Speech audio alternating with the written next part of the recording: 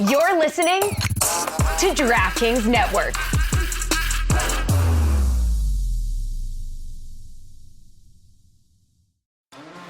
Folks, listen up. Smirnoff knows there's no I in football. Football's a we thing, an experience that is best joined together with good drinks and good folks. Smirnoff is the world's #1 vodka and is the official vodka partner of the NFL. And this year, there are more opportunities to watch football and make delicious Smirnoff cocktails than ever before over the holiday season. From Thanksgiving to Black Friday and Christmas, Smirnoff and the NFL are with you every step of the way. So this holiday season, when you're enjoying the game and your cocktails, please make sure you drink responsibly. Take a minute, make a plan, never drive impaired. Smirnoff, we do game days. Please drink responsibly. Smirnoff, #21 vodka, distilled from grain, 40% alcohol by volume. The Smirnoff Company, New York, New York. Please do not share with anyone under legal drinking age.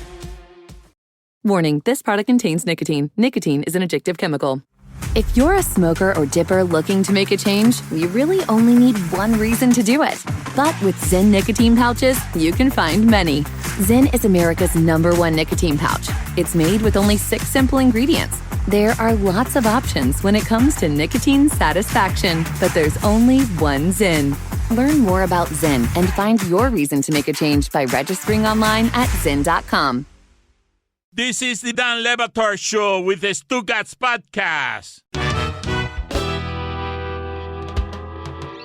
Stugotz just muttered under his breath, kind of defeated, kind of jealous. He saw Dave Annable there on the screen and said, man, good-looking guy. Am I lying? No, you're not lying. He was ranked #7 on People Magazine's list of sexiest men alive. Wow. So he... outside of top 5. Technically, what are you saying? Outside of top 5. Outside of the top 5. Outside looking in. What's the point of even being on the list? 7. If you're 7. Okay, Right. Dave, thank you for joining us. What is the point of being on the list if you're just 7? Billy knows because he's often in the top 5 of all sexy lists. Here's the deal. Actually, I was on page 7. So I don't know if I really was in the top 10. It just happened like that got out. I might have started it. But, it was really, I don't think I was in the top 10 at all. For the people who do not know, I don't know if they associate you with Yellowstone, Brothers and Sisters, Lioness. When people want to come and talk to you, it's probably not about Yellowstone, right? Well, they do. It's just to really bust on me, like, oh, you died in Act 4 of the most popular show on the planet. And I'd say thank you for reminding me. I do have a Yellowstone sticker on my truck. I'm really holding on. I'm really trying to grasp onto that as long as possible. What did you think the show was going to be in its initial stages? And how crazy is Costner about these Westerns that he would gamble his homes to make Western stuff outside of Yellowstone? Yeah, that's a whole wild other story. But, I sort of knew going in that I was going to die. Right. So obviously I read the script. What I didn't know is how fun. It's been out for 5 years. Catch up. But I did know I was going to die. What I didn't know is how much fun being a cowboy would be. I'm from New York, so being on a horse in Montana and Utah and with everybody, I was like, yo, I don't want to die at all. This is way too fun. So we're shooting my death scene, and I got all the fake blood and everything. I'm like, wait, no, this is makeup. Guys, I'm gonna live. This is fine. Please don't kill me. I started a whole Save Dave campaign. It was one member, me. I'm still holding on. I was like, any flashbacks? And Taylor's like, nah. I was like, Could be a Force ghost, maybe. Come back as a ghost, talking. Hey. Yeah. I did pop back for one little scene in season 4 in the finale, and it was just so great. Everybody there is, they're like the Beatles now, the cast. It's crazy. I did a stagecoach with them, and they couldn't walk around at all, and I was trying to get recognized.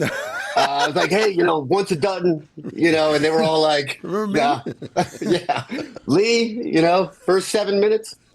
So you guys knew you had a hit, though, when? I never understood how it is that show grew that quickly when you have to seek out your entertainment, and I was wondering what that show was doing, that its word of mouth arrived at hey, this is the most popular show in America. Yeah, I think, my take, which means nothing on this, is there's so many things to watch out there. And, nowadays, I think it really is kind of those word of mouth shows, things that are are really, catching on. Water cooler, and then COVID. I think Yellowstone really blew up in COVID. I mean, everyone's home.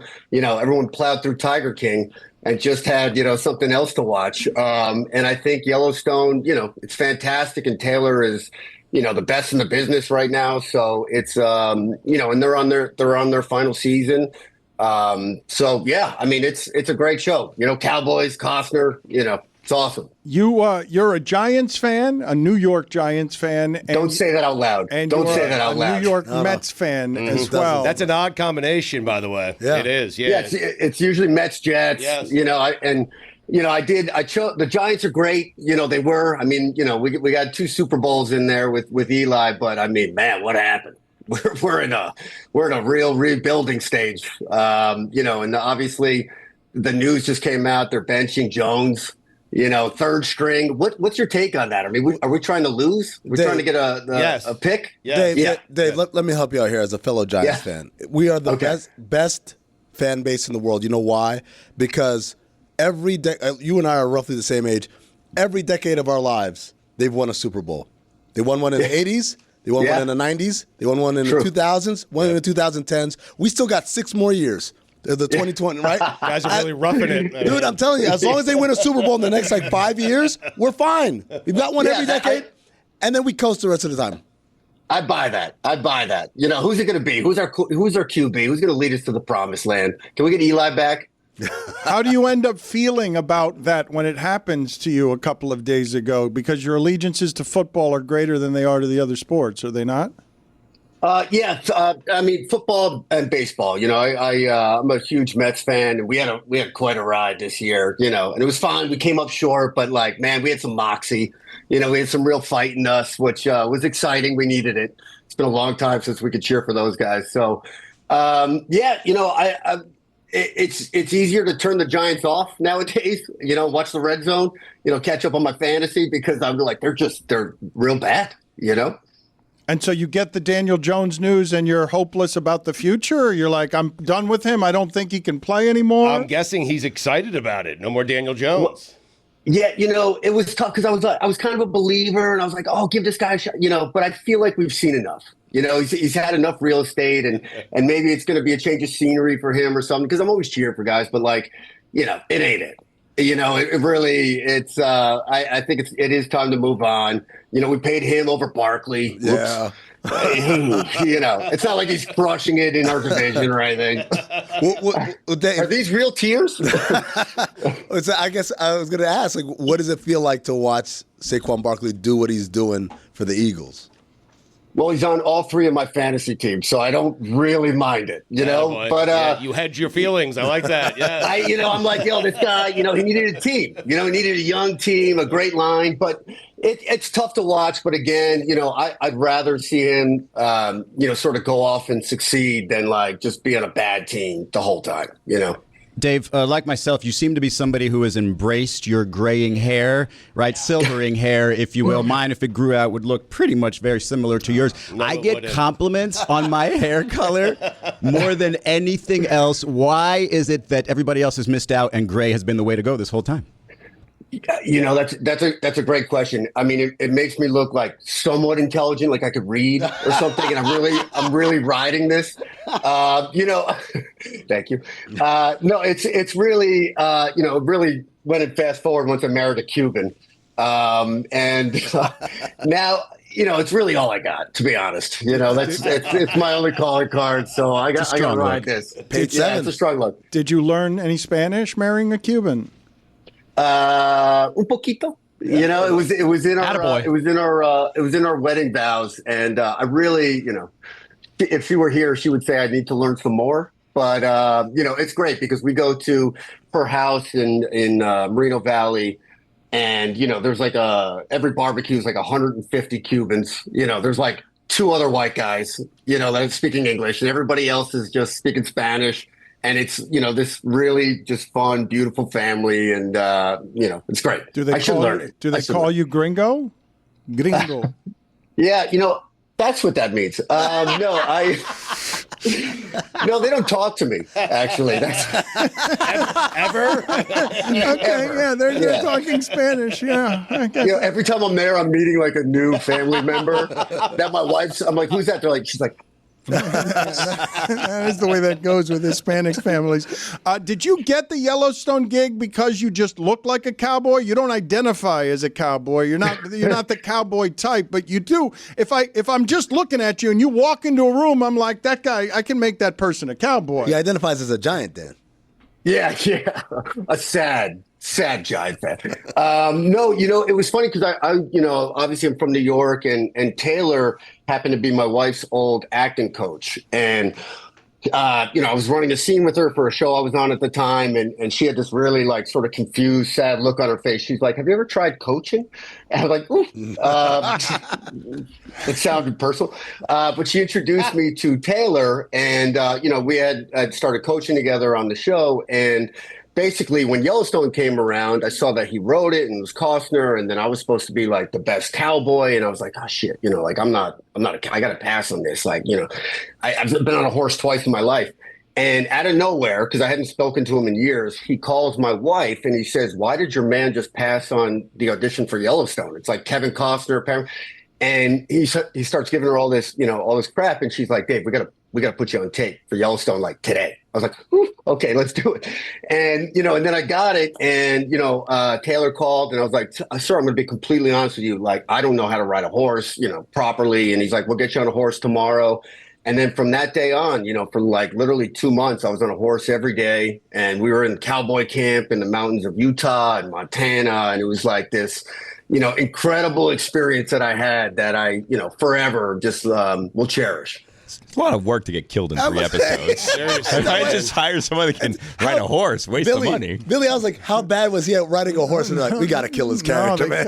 Yeah, exactly. Day one, they're like, no, he's dead. We're going to change this all up. No, we're going to shoot him in the chest. What has been the experience on Lioness? It's a weird time in Hollywood. The season 2 is out now on Paramount Plus. What has been the experience being involved with the new hit series Lioness?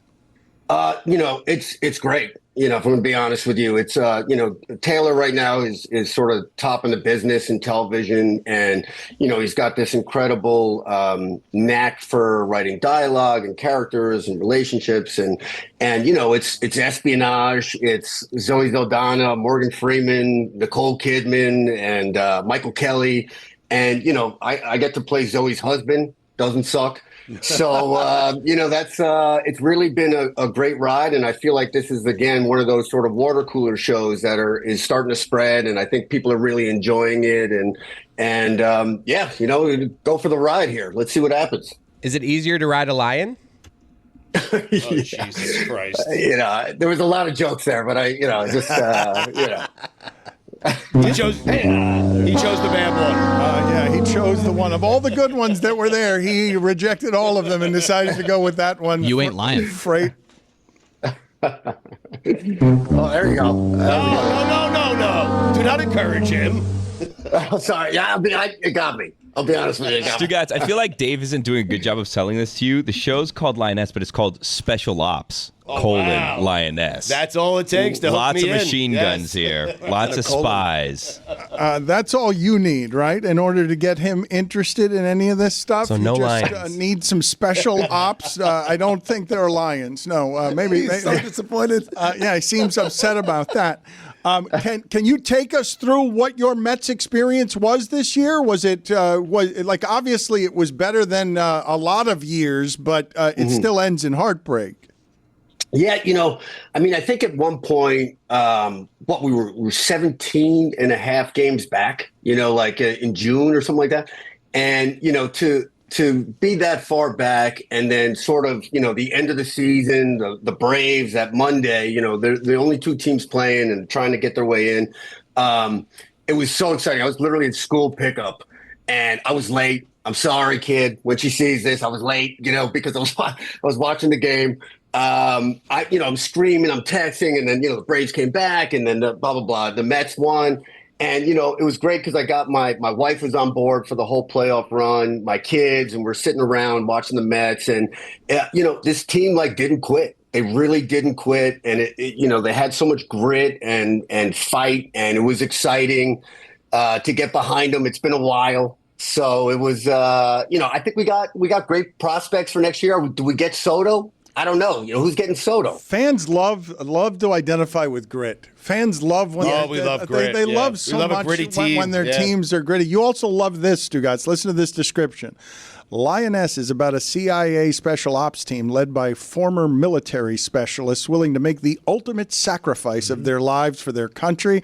Annable plays Dr. Neil McNamara, a pediatric oncology surgeon and husband to Joe. A doctor. Amazing. It's the hair. Yeah. It is the hair. It is. It's exceptional hair. You also look a bit like Ryan Reynolds if he had more gray hair. Like I look. Yeah, if you were older.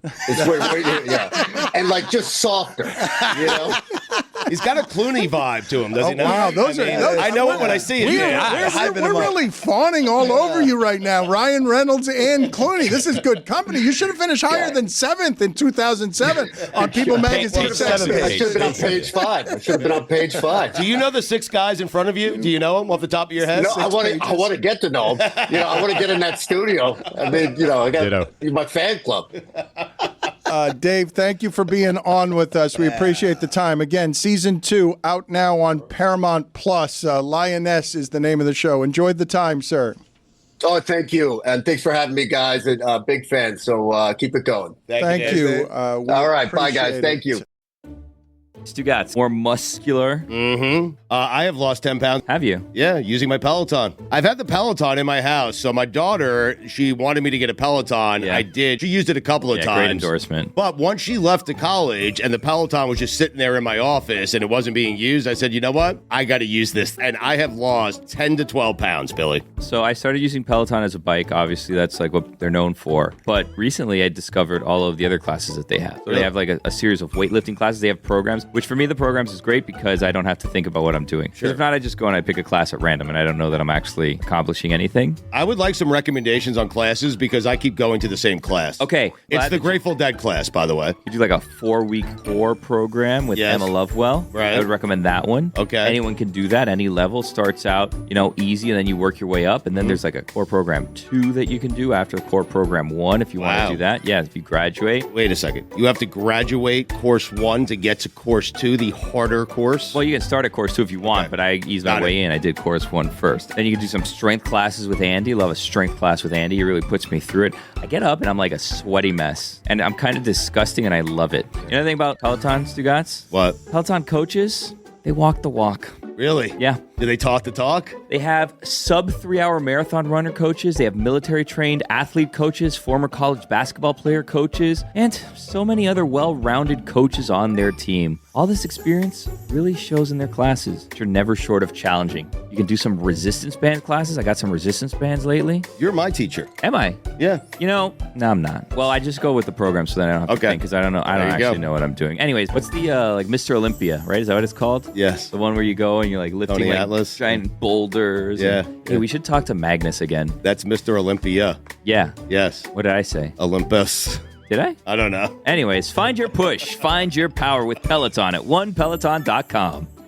Dan Le Batard. It sounds to me like everybody could use a hug because a hug is always the right size. Stugotz. All I have put in my body today is 3 cups of coffee and an entire cup of honey. Go to the penalty box. Don't let him fool you. He said in the break that he's jittery. This is the Dan Le Batard Show with the Stugotz.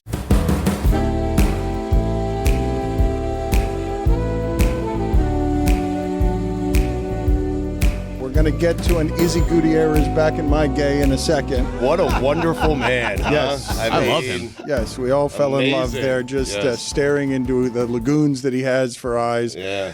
Can you tell me, Billy, because I've heard you guys talking about this for a couple of days, and I don't know the story. The Paul Skenes card offer, the Pirates fireballer, who's the Rookie of the Year, and nobody can hit him, and he's got a tremendous mustache. What is the card offer? It's a baseball card offer? So Topps has done this thing where, like, when a rookie makes their debut, they have a little rookie debut, MLB debut patch, right? And then they take that patch off of the jersey, and then they put it in a card, and then they autograph the card. One of one. Now, it's a one of one, so it's a rare situation. Every rookie presumably gets one of these made.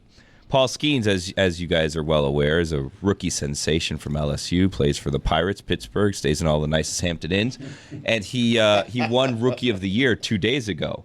Now, the Pirates seemingly want this card back, but they don't know where the card is. It gets put out in a pack, or, you know, if you go into the card truthers, you find out that some of the best cards get leaked to some of the more famous collectors. But that's just what the truthers out there are saying about the card, the underbelly of the card world says that maybe there's some favoritism there, and they can kind of actually control where those things go, and it's not just old Billy Gill opens up a box of Topps and gets the Paul Skenes card. Not exactly how it seems to work. That's how you talk in the underbelly. Anyway, I love that character. Anyways, underbelly baseball card. the underbelly is a good character. Listen to me. I know we indulge in some tomfoolery here, some shenanigans and the likes, but I don't want any part with the dark world of the card collectors. So do not enlist me in this battle, my friends. I want no part of being in wars with the underworld of the card collection game. Anyways, it seems like you inserted yourself there. No, I mean, no. Okay, sorry. I'm sorry. Anywho, so here's the thing: the card is out there, and the Pirates want said card, and they've made insane offers to the person who finds the card and then gives them this card. So they've offered 2 Pirates season tickets behind home plate for the next 30 years. Is one of the things on there. A softball game for 30 at PNC Park, plus coaching from Pirates alumni. A spring training experience like no other. Private tour of the Pirates spring training facility, 2 Paul Skenes autographed jerseys, meet and greet with Paul Skenes, batting practice, warm up with the team, and other unique experiences. And then Livy, Paul's girlfriend, has said you will also be sitting in a suite with me for a game if you give us this card.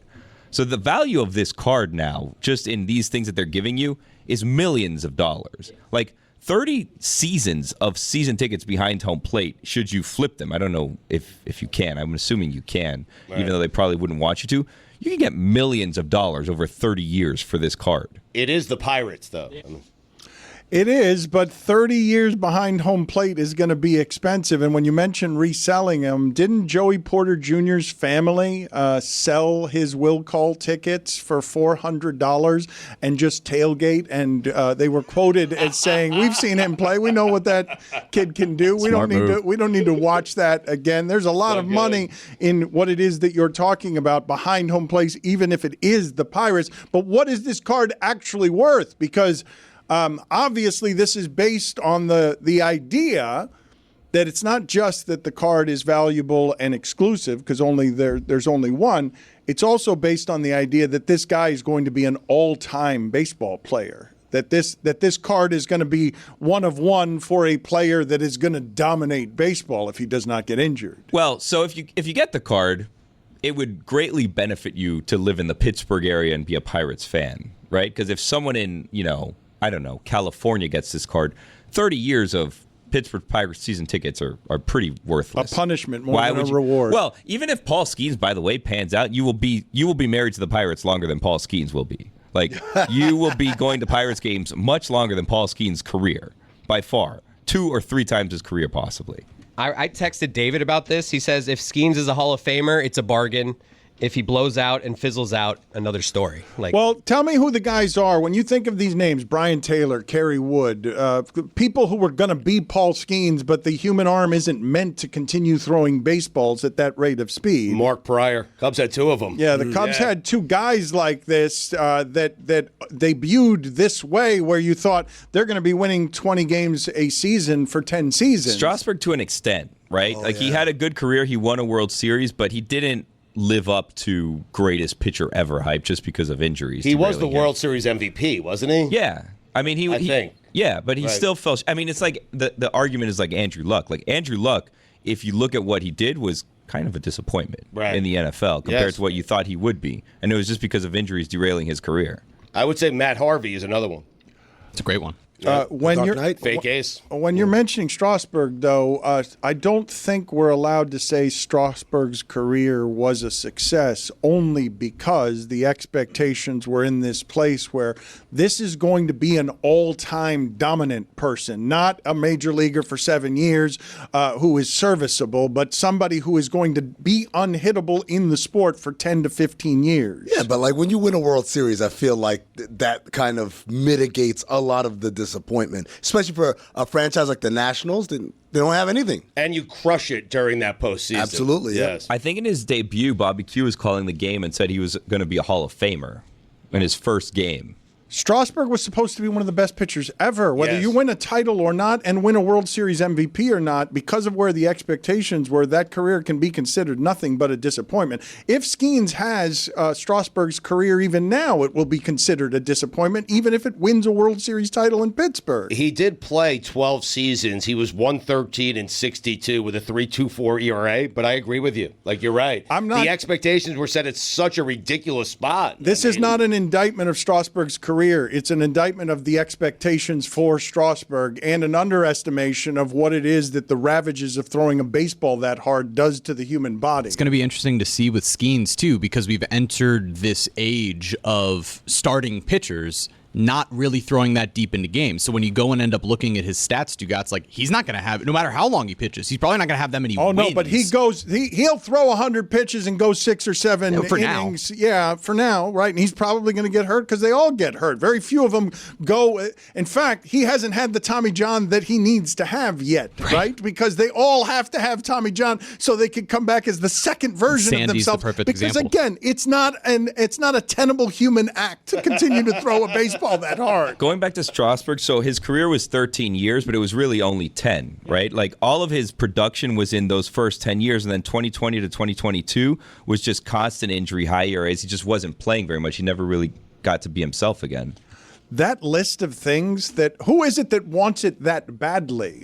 I love the idea of someone being like, well, you do get a softball game with all your friends, so now I really want in on this. The 30 years of season tickets, that's fine, but I get to play a softball game with all my friends. Well, it's on their field. I think for me, it's like a tour of the spring training facility. Ty Wigginton's going to be my coach. Ooh. Dude. But I feel like anyone can get a tour of the spring training facility. Not for free. This is not what you keep the card. Hold on to the card. Force somebody's hand. That's what you do. Leverage. I'm at least putting it on. Well, I guess if you put it on eBay, you have to actually go through with it. I Someone want to is see on- what the eBay market is. Do you think you're before. going to get something better than 30 years value of season tickets? You can start a bid on eBay, and then just, if you're not happy with what you're getting, just end it.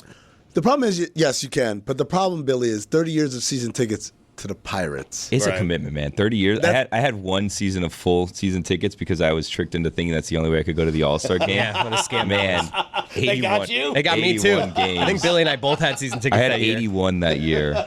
It was, You didn't go halvesies with someone? No. So I did. I split it with my family. We had 5 season tickets for 81 games, and we were like the first section where the price was like whoop, boop, and like dropped, and I was like, okay, I can do this, brother. I was on there in the secondary market, wheeling and dealing. I felt alive that season. Oh, really? Oh my gosh, yeah. I was gonna say it was probably disappointing because now you're realizing it's all a fire sale when you're on there. No, I was wheeling and dealing. I was on there all day long. I was on there setting the prices, raising it, lowering it. Then I'd go out weeks ahead and be like, ooh, the Cubs are coming to town. By the way, I don't like the Cubs. I don't like Joe Madden.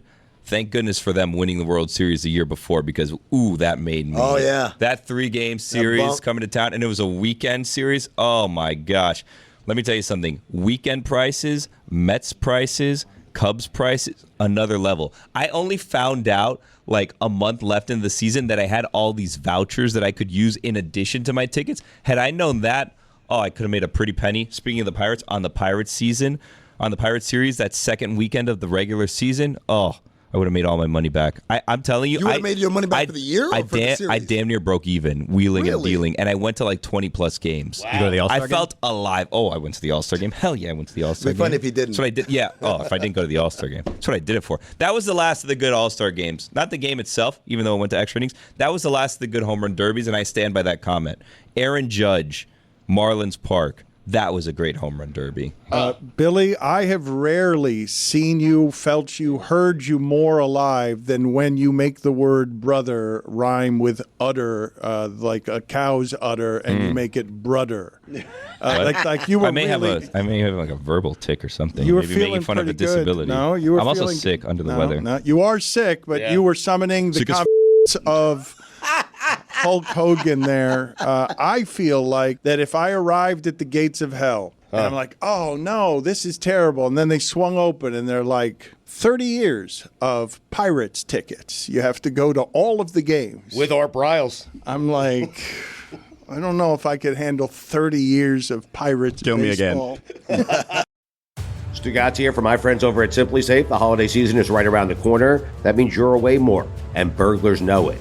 That means you need to protect your home. Right now, Simply Safe is giving exclusive early access to its Black Friday sale to Batard Show listeners. Simply Safe is the home security I trust to keep my home and family safe. Simply Safe is a new way to protect your home that stops intruders before they break into your home. Old school systems only take action once someone is already inside your home. That's too late. Simply Safe's Active Guard outdoor protection changes the game by preventing crime before it even happens. If someone's lurking around or acting suspiciously, those agents see them in real time, talk to them directly, set off your spotlight, and even call the police before they've had a chance to break in. Simply Safe is offering my listeners exclusive early access to their Black Friday sale. This week only, you can take 60% off any new system with a select professional monitoring plan.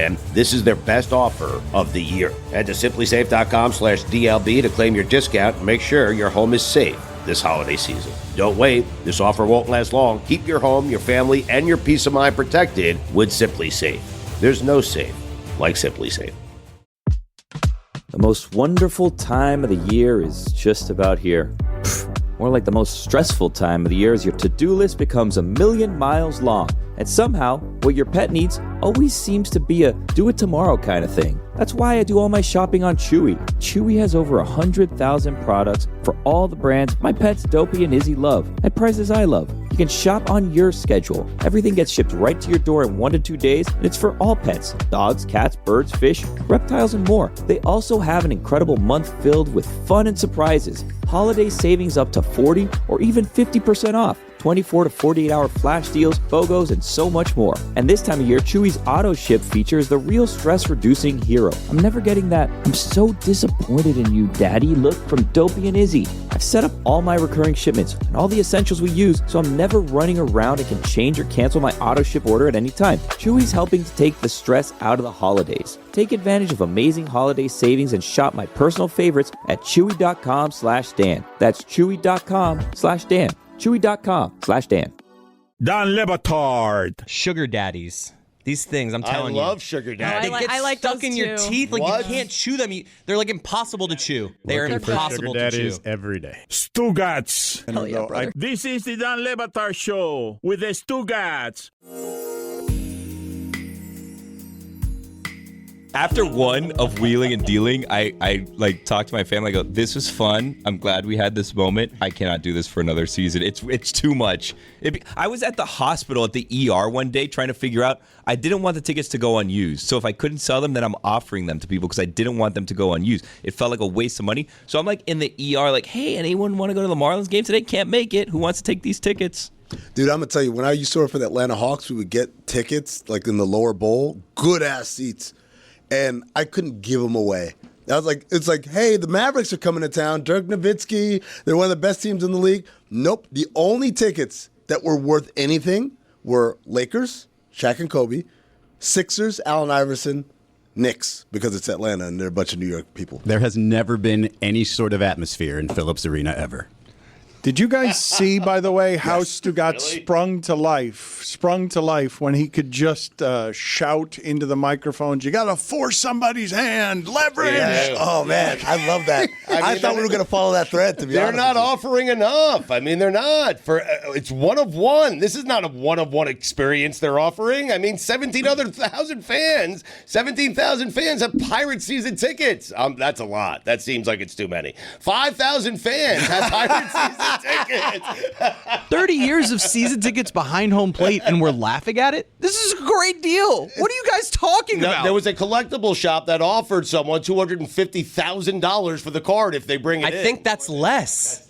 That's less than 30 years of tickets, you guys. 30 years of Pirates tickets. It's like behind home plate. What if you're a Pirates fan? I read that this is like in the millions of value. It is in the millions of value. Billy just got done saying it's in the millions of value, and I do think that I speak for the general entitlement of this show as a sports consuming commodity, that we would arrive at your 30 years of tickets and be like, don't think I want them.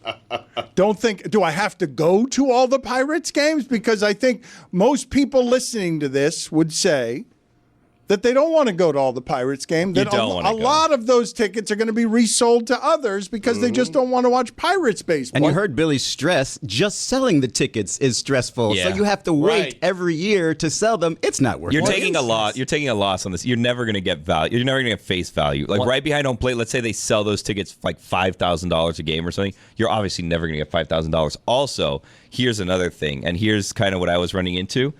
It's not good for your health to go to 81 baseball games a year. Like it's just, and it's not because you could. It's not like a shot at the team or the product or whatever. Like imagine 81 days of stadium food, and then you're like a 10-game home stand, and it's like 10 straight days I'm going, and it's like, am I eating a hot dog? Am I eating nachos today? Like what am I eating? What am I drinking? Like I'm in heaven right now. Human body was not made to do this.